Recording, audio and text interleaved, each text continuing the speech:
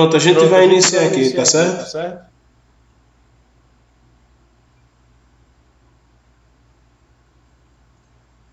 Vamos iniciar aqui.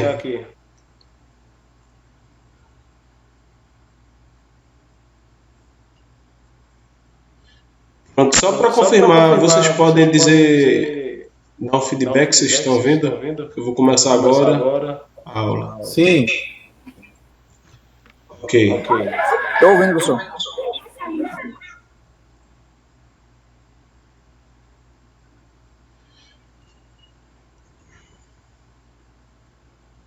Vamos lá, eu vou compartilhar aqui minha tela.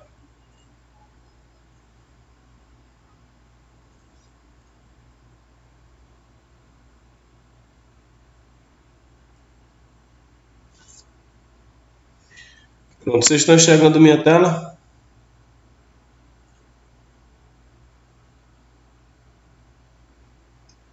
Sim. Ok.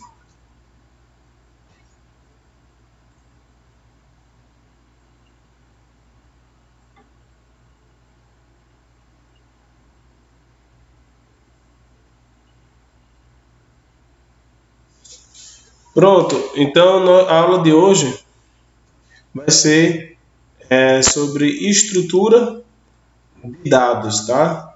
Lógica de programação, vetores. Então a ideia, conforme a gente falou em uma das nossas aulas sobre estrutura de dados, eu falei basicamente ali que tem como você misturar tipos de dados na mesma variável. E através dessa mistura, você forma uma nova classe. Então é muito importante a gente entender isso, porque vai ser essencial na lógica de programação e futuramente, quando vocês estiverem trabalhando com outras linguagens de programação, como C, Python, Ladder, várias linguagens de programação que existem no mercado, o princípio é o mesmo, não muda. O princípio é o mesmo. É muito importante saber manipular dados. E nós vamos basicamente caminhando aí por 3 tipos de dados: vetores, matrizes e arquivos, tá? Então nós vamos estar trabalhando basicamente com esses 3 tipos de dados. A gente vai fazer exercício. Hoje vai ser basicamente só teoria, mas na próxima aula eu vou trazer exercício para vocês entenderem. Então hoje vocês vão basicamente saber o conceito fundamental de vetores aplicado na lógica de programação, ok? Lembrando que se tiver alguma dúvida, tá? Aí vocês podem estar falando para que a gente possa estar tirando a dúvida. Vamos lá.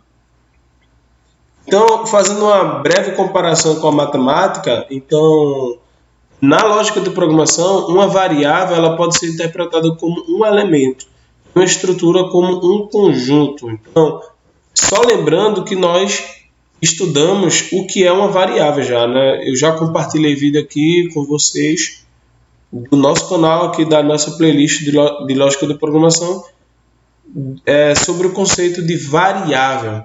E variável, basicamente, na programação é um lugar onde você armazena dados, tá certo? E nesse caso aqui, a variável, você pode ter, basicamente, ela do tipo composto, ou seja, uma variável composta por vários elementos, tá certo? Uma estrutura composta por vários elementos, e é isso que nós estamos estudando, tá? Então, assim como em um conjunto, por exemplo, o conjunto A, ele tem 5 elementos, e o conjunto B, ele tem também 5 elementos, onde ele compartilha 2 desses elementos. Mas, enfim, o conjunto A é uma estrutura que contém vários elementos. O conjunto B é uma outra estrutura que contém vários elementos. Então, quando a estrutura de dados é composta do mesmo tipo primitivo, né? E só recapitulando o tipo primitivo, tipo de dado real, tipo de dado booleano, basicamente o tipo de dado que você está trabalhando. Então, por exemplo, aqui, ó, você tem 8,5. Esse tipo de dado é um tipo de dado real. Se tivesse, por exemplo, 2, ele seria real, mas também poderia ser considerado como inteiro. Tá? Então, o tipo de dado ele é muito importante. Então, quando você tem, perceba que essa estrutura aqui, esse vetor, ele possui apenas dados reais. Ele não possui dados booleano e nem possui não possui dados booleano, basicamente, só tipo real. Então, esse vetor aqui é uma estrutura de dados homogênea, né? Então só possui um tipo de dados. Então, por exemplo, fazendo uma breve comparação aqui, como uma alcateia, então você tem aqui, por exemplo, uma variável composta, uma alcateia, ou seja, uma variável. O que é uma variável composta? É uma variável que tem mais de um elemento. E cada elemento é basicamente o conteúdo daquela variável.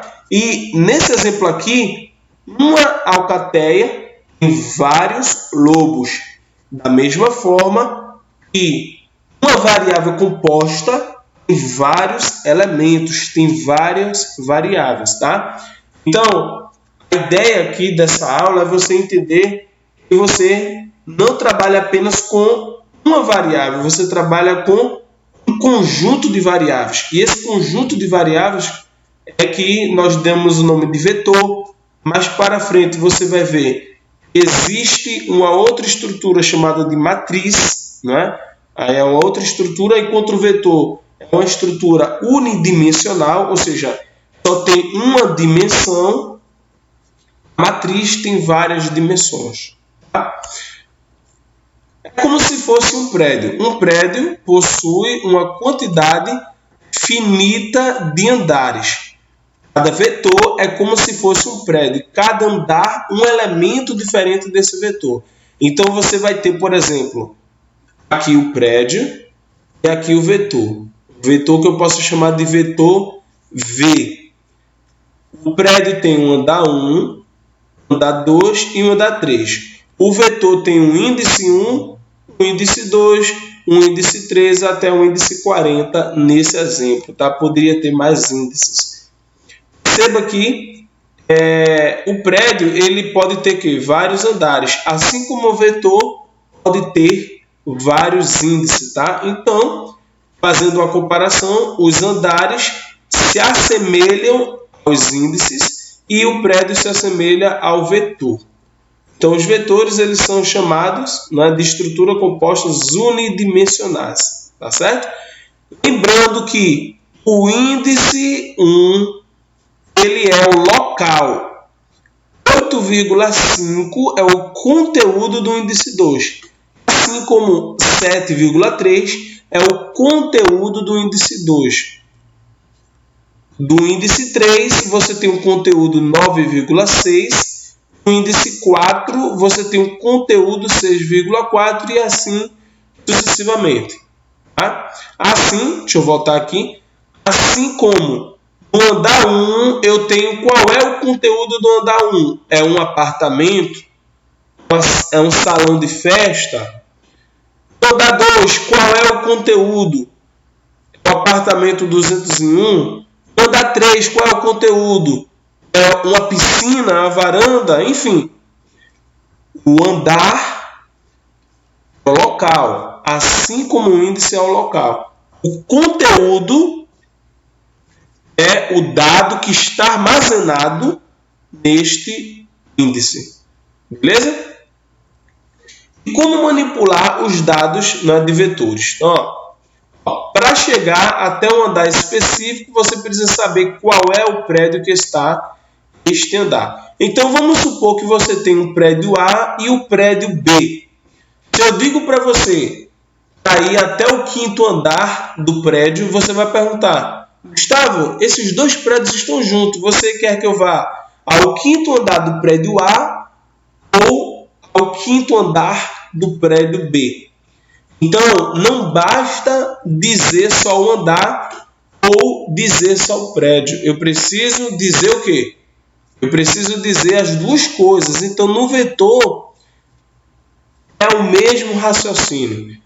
Eu preciso, se você quiser ir no apartamento, por exemplo, do seu colega, você precisa saber qual é o prédio, você precisa saber qual é o nome da rua, você precisa saber qual é o número do prédio e você precisa saber qual é o andar do prédio para chegar no apartamento do seu colega. Então, se você quiser se referir ao conteúdo específico de um vetor, você vai precisar saber o nome do vetor. Nesse caso aqui, o nome do vetor é vClass. Você vai precisar saber o andar que está esse dado, que no caso é um andar de número 6, um índice de número 6. E só então você vai poder acessar o conteúdo que está aqui dentro. Certo? Então, ó, eu coloquei aqui. O índice é o local. Já o dado é o conteúdo do índice. Então, por exemplo, se eu falar V índice 1, eu estou me referindo a qual conteúdo, pessoal? Vamos lá, quero ver vocês.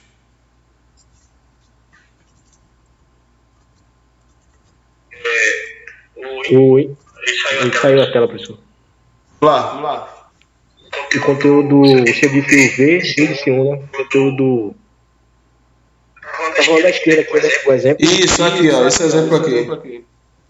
8,5 aí, índice 1. Certo. Se eu falar o índice 39. Índice 39, o conteúdo dele é 7,3. Certo. Se eu falar o conteúdo 9,6, qual é o índice? É índice 3. Certo. Entendeu a diferença entre índice e conteúdo? Então é muito importante. Se você quiser acessar o conteúdo específico, você tem que se referir com o nome do vetor e você tem que se referir com o índice, tá? Então é basicamente isso. É basicamente isso a ideia. Eu iria trazer... Nessa hora, professor, você vai postar no YouTube também? Vai estar lá. Certo, professor. Tem mais alguma dúvida? Alguém ficou com alguma dúvida da aula de hoje? A aula é bem rápida. Eu espero que vocês estudem. Não, professor. Espero que vocês estudem sobre esse tema, tá? Deixa eu ver. Aqui. A gente vai colocar aqui. Basicamente isso aqui que eu dei. Vou tirar até aqui da tela para aparecer para vocês. Eu vou deixar aqui um exercício, tá? Ó, esses exercícios aqui, ó, você já pode fazer. O exercício 1 vocês podem fazer, tá? O exercício 1. Então esse vídeo vai estar no YouTube, tá? Depois vocês, ó, dá um pausa no vídeo aí, faz esse exercício. O exercício 1.2 elabora o algoritmo que dá dos dois vetores inteiros de 20 posições efetuando as respectivas operações por outro vetor de 20 posições de caractere que também é fornecido pelo usuário. Então isso aqui eu vou fazer um exercício para vocês entenderem. Então o que é que eu vou querer que vocês façam? Eu vou querer que vocês façam esse exercício 1. Por exemplo, vamos tentar fazer junto aqui a letra A, a letra B e a letra C. A letra A, B, C e D. E o restante eu vou deixar com vocês, tá? Então vamos lá. Dessa letra A aqui, qual seria o resultado? Vou fazer a letra A e eu quero que vocês façam a letra B. A letra A é V, X mais 1. Ora, quem é X? X é 2. 2 mais 1, 3. Então vai ser o quê? V de 3. Quem é V de 3, pessoal? É 8. 8. Letra B. X é 2. 2 mais 2 é 4. Vai dar V de 4. Quem é V de 4? 3. Aqui é a mesma forma. V de 5 vai dar 10. Aqui, ó. X é 2, 2 vezes 4 vai dar quanto? V de 8, que vale? 21. Então é a mesma coisa, ó. Vamos fazer a letra J aqui, ó. Um pouquinho mais complicado. Quem é V de 2? 6. 6. Vai dar 8 menos 6. Vai dar V de 2 de novo. Então o resultado é 6 também. Beleza? Beleza, professor. Então, basicamente é isso. Eu vou querer que vocês façam isso aqui. Essa atividade aqui, ó. Dá um pausa no vídeo aí depois, tá? Vai estar lá no YouTube. Eu vou colocar o link lá. A atividade já está criada no Google Classroom. Tá? Então, basicamente é isso. Beleza? Alguma dúvida? Não. Pronto, então. Tranquilo. Eu vou estar postando essa atividade lá. E aí vocês depois fazem esse vídeo mais a atividade. Aí depois vocês fazem. Aí depois vocês fazem essa atividade. Beleza? Alguém tem alguma pergunta? Não, professor. Vamos lá? Não, professor. Vocês entenderam? Tranquilo, Sérgio professor. entendeu? Marcelo entendeu? Edmilson, Flávio, Alexandre Nunes, Denis, todo mundo entendeu? Deu para entender aqui, professor. Deu para entender. Beleza. Lembrando, vocês fizeram o exercício que vale como prova, está lá no Classroom, tá? O prazo era até sexta-feira passada, certo? O professor, me Não tirou uma sei se dúvida. vocês fizeram. Oi. Eu fiz, só que eu tirei uma foto do notebook